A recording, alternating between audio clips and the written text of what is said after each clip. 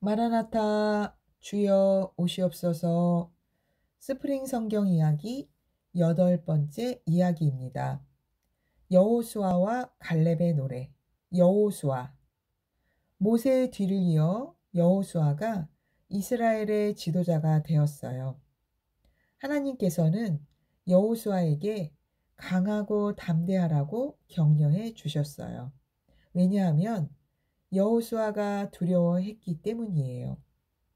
여호수아는 모세와 함께 있던 것 같이 자신과 함께 하시겠다는 하나님의 말씀을 듣고 힘을 내요.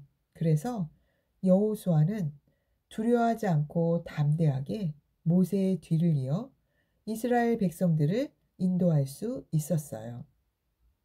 여호수아의 이름은 여호와는 우리의 구원이시다 라는 뜻이에요. 여호수아는 가나안 땅에 들어가 그곳의 왕들을 31명이나 이긴 이스라엘의 대장이 되었어요. 여호수아가 이스라엘의 지도자가 되어 첫 번째 치른 전쟁은 여리고성을 함락한 것이었어요.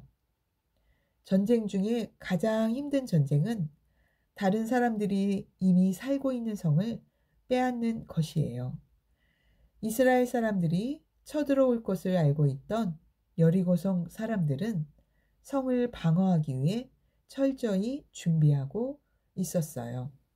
40년 전 12명의 정탐꾼 중 한 명이었던 여호수아는 여리고성을 공격하기 전에 2명의 정탐꾼을 보냈어요. 40년 전에는 12명이나 되는 정탐꾼들이 가나안 지역을 40일 동안 정탐했어도 들키지 않았어요. 그런데 이번에는 2명의 정탐꾼들이 여리고성에 들어가자마자 여리고 사람들이 바로 눈치를 채서 정탐꾼들이 붙잡힐 위기에 처하게 돼요. 이때 여리고성에 살고 있던 라합이 이 2사람을 숨겨 주었어요. 뜻밖에도 라합이 2 정탐꾼들에게 고백하길 자신과 여리고성 사람들이 두려워 떨고 있다고 말해요. 왜냐하면 여리고성에 살고 있던 사람들이 40년 전 홍해를 건넜던 이스라엘 사람들의 역사와 이스라엘 사람들을 돌보시는 살아계신 하나님에 대해 알고 있기 때문이에요. 그래서 라합은 오히려 정탐꾼들에게 여리고성이 함락될 때 자신과 자신의 가정을 구해달라고 부탁했어요. 라합의 도움으로 정탐을 무사히 마치고 돌아온 정탐꾼들은 살아계신 하나님의 돌보심에 대해 자신 있게 말했어요. 그리고 이스라엘 백성들은 하나님이 주신 계획대로 여리고성을 점령해요. 여리고성 주위를 하루에 한 바퀴씩 6일 동안 돌고 마지막 7째 날에는 7바퀴를 돌고 나팔을 불며 소리를 지르자 여리고성이 무너진 거예요. 여리고성에 이은 아이성 전투에서는 약간의 문제가 있었어요. 여리고성을 공격할 때 어떠한 물건도 가지지 말라는 하나님의 명령을 아간이라는 사람이 지키지 않았던 거예요. 그래서 첫 번째 아이성 공격은 실패했어요.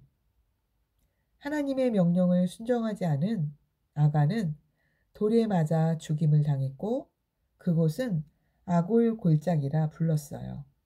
그래서 2번째로 아이성을 공격할 때에는 하나님의 말씀에 철저하게 순종하여 아이성을 함락시킬 수 있었어요.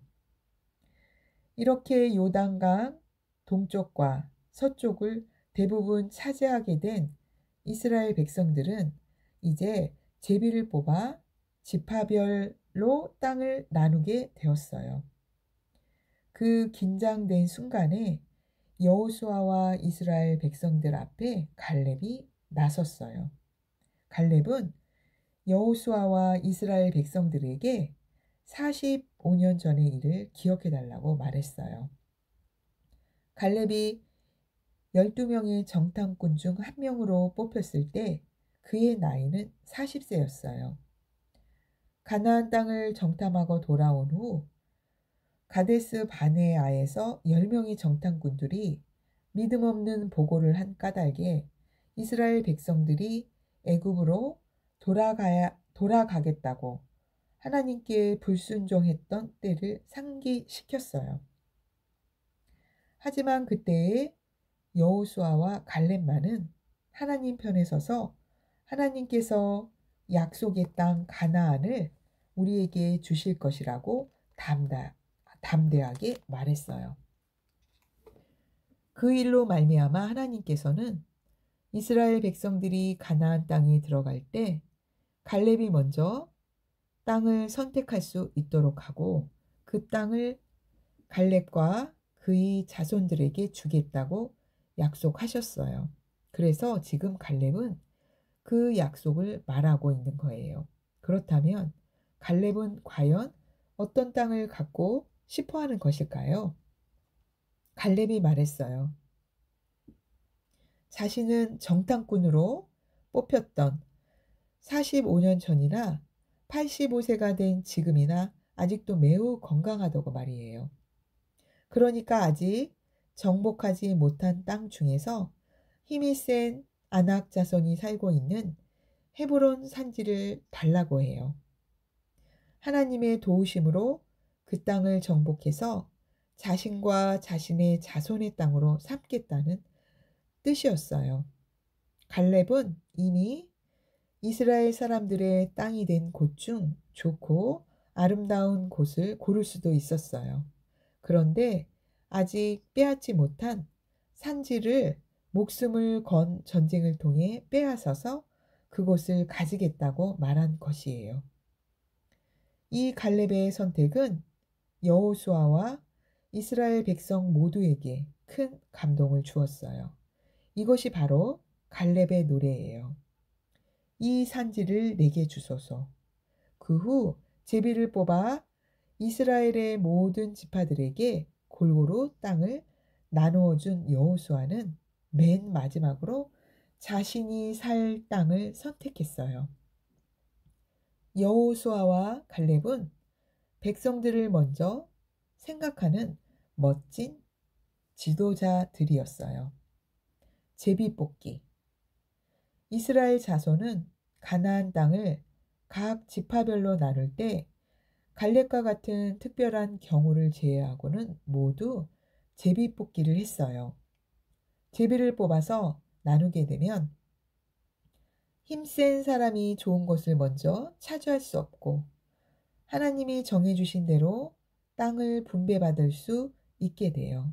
하나님께서는 사람 수가 많은 지파에게는 넓은 땅을, 사람 수가 적은 지파에게는 작은 땅을 공평하게 나눠 주셨어요.